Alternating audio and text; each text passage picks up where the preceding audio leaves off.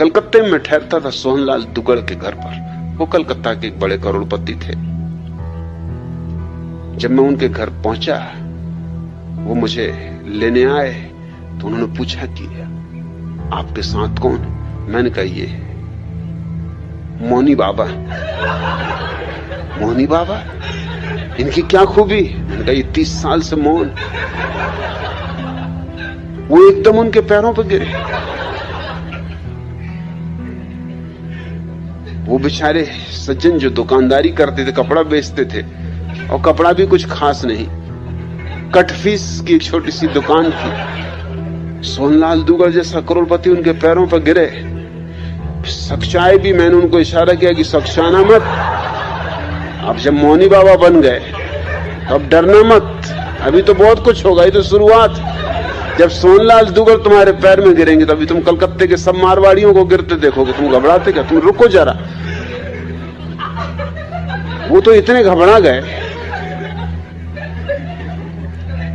कि वो मुझे हाथ से धक्का मारेंगे। भैया ये बात ठीक नहीं।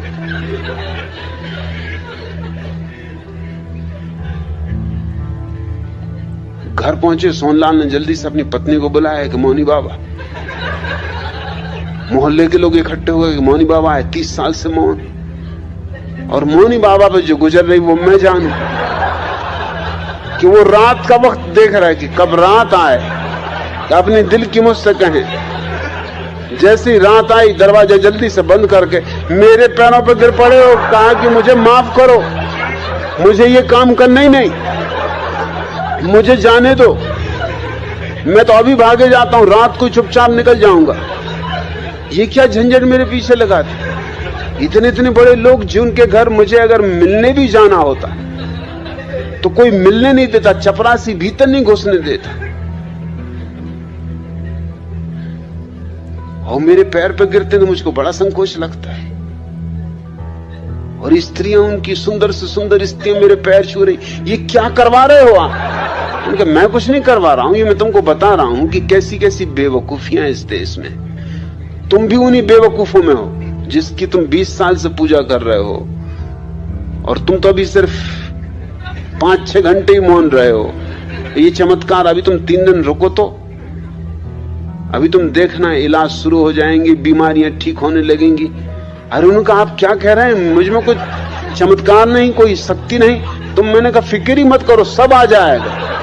मौन भर रहो और दिन भर रहो मौन, मगर दिन में बोलना मत, और मुझको धक्के वगैरह भी मत मानना, क्योंकि लोगों को शक पैदा हो जाएगा कि बात क्या है। तुम तो अपने आंखें बंद कर लिया, अगर बिल्कुल सहने के बाहर हो जाए, आंख बंद कर लिया,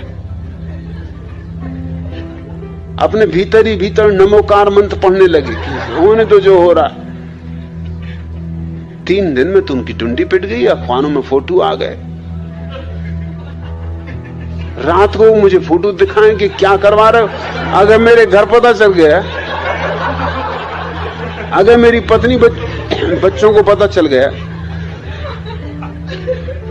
तुम तो मेरा घर लौटना तक बंद कर दोगे। या अखबार अगर वहां पहुंच गए तो मेरी मुसीबत हो जाएगी। और फिर मेरी दुकान की भी तो सोचो। और इधर मैं कटफीस खरीदने आया हूं, तुम नाहक रास्ते में मिल गए। अब मैं कटफीस कहां खरीदूंगा? ये कलकत्ते का बाजार तो खत्म, क्योंकि जिनके आस में कटफीस खरीदता था वो लोग भी मेरे पैर छू रहे हैं। और कई तो मुझे गौर से देखते भी हैं, ये शक्ल कुछ पहचानी मालूम होती। 1-2 आदमियों ने प्रश्न भी किया कि 30 साल से मौन है, इस शक्ल कुछ पहचानी मालूम होती। मैंने कहा देखा होगा किसी पिछले जन्म में। अरे जन्म जन्म का नाता है। उन्होंने कहा ये बात ठीक। ये कोई साधारण साधक है जो जन्मों से साधना कर रहे हैं? कई बार तुम मिले होगे पिछले जन्मों में, इसलिए शक्ल पहचानी लगती। कहा लगती तो पहचानी सी शक्ल, मतलब कहीं देखा है। और ऐसा भी नहीं लगता कि पिछले जन्म में देखा, इसी जन्म में देखा है। मैंने कहा ये बड़े पहुंचे हुए पुरुष हैं, एक ही साथ कई नगरों में एक साथ प्रकट हो जाते। वो मुझे हुद्दे मारे कि मत ऐसी बातें कहो।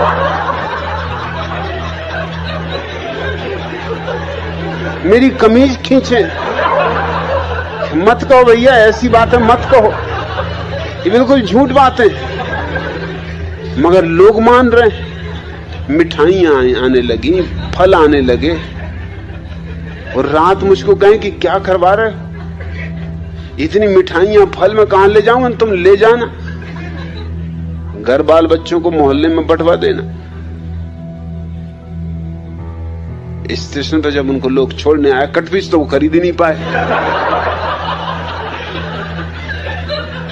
क्योंकि अब कहां कटफिश खरीदे, कोई देख ले कटफिश खरीदता कि मोनी बाबा कटफिश खरीद रहे। रास्ते भर मुझ पर नाराज रहे कि और सब तो ठीक, मगर कलकत्ते का बाजार खराब करवा दिया, अब मैं कलकत्ता कभी न जा सकूंगा। मैंने उसका तुम घबराओ मत, तुम एक काम करो, दाढ़ी बढ़ा लो, अगली बार जब कलकत्ता जाओ दाढ़ी मूंछ बढ़ा के चले जाना। हाँ, उनका ये बात जचती। मैंने कहा फिर वो लोग कहेंगे कि देखा है कहीं, तो कहना अरे देखना वगैरह तो चलता रहता है, कई लोगों की शक्लें एक जैसी होती है, और ना हो तो मैं साथ आ जाऊं। उन्होंने कहा नहीं, आपके तो साथ आने की कोई जरूरत ही नहीं, आपके साथ तो मैं कभी कहीं जाऊंगा नहीं। अगर ट्रेन में मुझे पता भी चल गया कि आप सफर कर रहे हो तो उस ट्रेन से उतर जाऊंगा, और मेरे पैर पकड़ के कहने लगे इतना कृपा करो कि ट्रेन में किसी को खबर ना हो।